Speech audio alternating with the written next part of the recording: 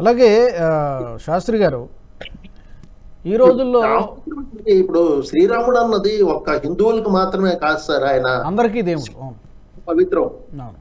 మీకు ఎందుకంటే సిక్కులు కూడా అయోధ్య మన నవంబర్ 1858 నవంబర్లో నిహాంగ సిక్కులు ఒక 25 మంది కలిసి అప్పుడున్న మసీదులోకి వెళ్ళి గోడలపై శ్రీరామన్ రాసి తర్వాత కాషాయ జెండా ఎగరేశారు.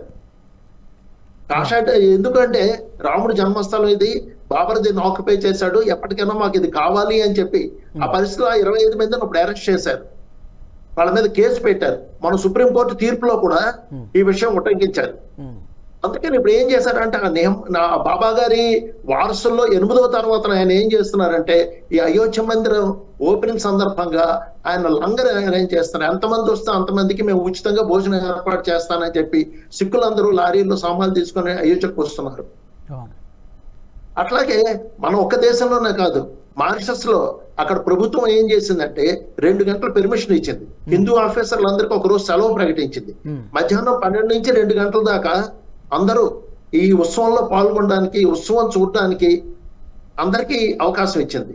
అట్లాగే ప్రతి ఇంట్లో దీపం వెలిగించమన్నారు, సాయంత్రం టపాకుసులు కాల్చమన్నారు.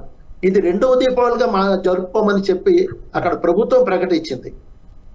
సో ఈ ఉత్సవం అన్నది రాముడు అన్నవాడు ఒక భారతదేశానికి హిందువులకు మాత్రమే పరిమితం కాదు. ఇండోనేషియాలో 90% మంది ముస్లిమ్స్ ఉన్నారు.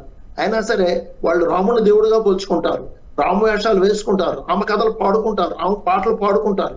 మరి ఇక్కడికి వచ్చేటప్పుడు మన దేశంలో ఎందుకు ఇంత వ్యతిరేకత అంటే 1947లో స్వతంత్రం వచ్చిన తర్వాత కూడా మిగతా మీకు కావాల్సినట్టుగా మీ మతాచారాల ప్రకారం పాలించుకుందుకు మీకు ఒక ప్రత్యేక దేశం వచ్చినా సరే కొంతమంది ఇక్కడ ఉండిపోయారు, పాకిస్తాన్ వెళ్లకుండా. ఉండిపోయిన వారి అర్థం ఏంటి? ఇక్కడ భారతీయ సంస్కృతిలో కలిసి మమేకమై వీళ్లతో కలిసి బతుకుతామని దీంతో ఉండిపోయారు. మంచిదే. అటువంటి వారిని ఏం చెయ్యాలి? స్వతంత్రం వచ్చిన వెంటనే ఉమ్మడి చట్టాలు తీసుకొచ్చి మత చట్టాలు లేకుండా వారిని కూడా మన భారతీయ సంస్కృతిలో కలిపి ఉంటే ఇండోనేషియా ముస్లిమ్స్ ఎట్లా అయితే హిందూ దేవుళ్ళను పూజిస్తూ వాళ్ళ దేవుళ్ళని ఇచ్చేస్తున్నారు, హిందూ సంస్కృతిని ఎలా అయితే కాపాడుకుంటున్నారు వాళ్ళు, ఇక్కడ ముస్లిమ్స్ కూడా అట్లా చేశారు. కానీ కాంగ్రెస్ తమ ఓటు బ్యాంక్ రాజకీయాలకు ఏం చేసింది? వాళ్ళు ప్రత్యేక ఓటు బ్యాంక్ కింద తయారు చేసి ఈ సంస్కృతిలో కలవకుండా ప్రత్యేకంగా వచ్చింది.